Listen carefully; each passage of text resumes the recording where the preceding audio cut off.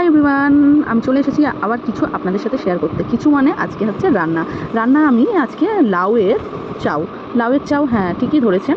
আমি লাউ চাউ কিন্তু ময়দার হয় যেহেতু, তো এটা ডায়েট ফলো করার জন্য আমি করছি। যারা যারা ডায়েট করেন তারা এই রেসিপিটা খেতে পারেন, কিন্তু যারা যারা খেতেও ভালোবাসেন তারা এটা করতে পারেন। কিন্তু আমি কিন্তু 2 নম্বরের মধ্যে একজন।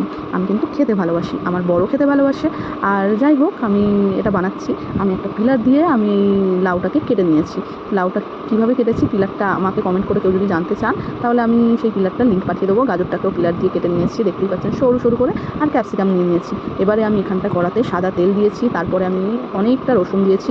দেওয়ার পরে রসুনটা লাল লাল হয়ে যাওয়ার পরে আমি বাদাম দিয়েছি, চীনাবাদামটা ভাজা ভাজা হয়ে যাওয়ার পরে আমি দিয়েছি ধনেপাতা দিয়ে আমি নাড়ার পরে কাঁচা লঙ্কা দিয়ে দিয়েছি। আর এই যে দেখছেন, লাউটাকে আমি হাফ বয়েল করে নিয়েছি, কারণ আমি এটা হালকা যদি বয়েল করে নিই তাহলে এটা আমি কড়াতে দিলে আমার সহজে সেদ্ধ হয়ে যাবে। এরপরে আমি এই কড়ার মধ্যে ওই বাদামটা তুলে নেওয়ার পরে আমি পনিরটা নিয়েছি, নিয়ে হালকা ভেজে নিয়েছি, নিয়ে বাদামটাকে আমি মিক্সিতে হাফ গুঁড়ো করে নিয়েছি। এরপরে আমি আবার বাদামটা দিয়েছি, দেওয়ার পরে পনিরটাকে তুলে নেওয়ার পরে বাদামটা দিয়েছি। বাদাম দেওয়ার পরে আমি সবজি এক এক করে দিয়েছি, আপনারা আপনাদের ইচ্ছা মতো সবজি দিয়ে দিতে পারেন। তারপরে আমি পনিরটা দিয়ে, দেখুন কত সুন্দর দেখতে লাগছে, আমার দেখতে কিন্তু দারুণ লাগছে। আমার এই লাউয়ের চাউ হয়ে গেছে। এবার আমি সার্ভ করার পালা। এই যে আমি সার্ভ করছি, আপনারাও বাড়িতে বানান। যদি আপনাদের ভালো লেগে থাকে তাহলে আমাকে জানাবেন, আমি খুব খুশি হব।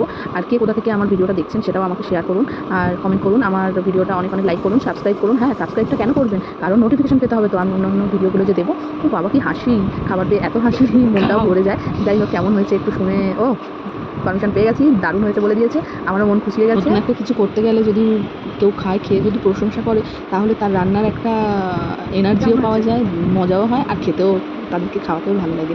যাই হোক, টাটা বাই বাই, সবাই ভালো থাকবেন, সুস্থ থাকবেন। এমনি করো।